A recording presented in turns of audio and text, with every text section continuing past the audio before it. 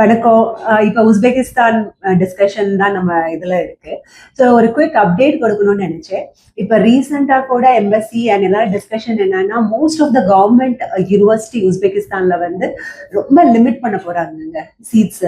100 seeds இந்த மாதிரின்ற மாதிரி discussion இருக்கு. இன்னும் வந்து கம்ப்ளீட்டா இது அனௌன்ஸ் பண்ணல. ஆனா இப்போ பார்த்தோம்னா அதுல வந்து நமக்கு இப்போ சீட்ஸ் வந்து ஓப்பனா இருக்கிறது வந்து பாத்தீங்கன்னா அண்டிஜான்ல வந்து பண்றாங்க. இன்னும் தாஷ்கண்ட், புகாராலாம் ஓப்பனே ஆகல. சமர்கண்டும் வந்து அட்மிஷன் ஆரம்பிச்சாங்க, ரொம்ப லிமிடெட் சீட்ஸ்க்கு. அகெயின் க்ளோஸ் பண்ணி வச்சிருக்காங்க.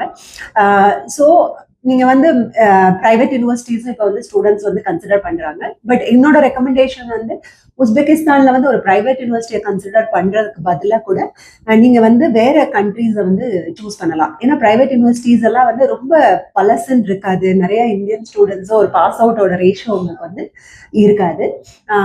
மற்றபடி ஸ்டேட் யூனிவர்சிட்டிஸ்ல வந்து ஓவர் கிரௌடட் யூனிவர்சிட்டிஸ் வந்து அவாய்ட் பண்ணுங்க. ஆல்ரெடி அதுக்கு தான் ரொம்ப டிஸ்கஷன்.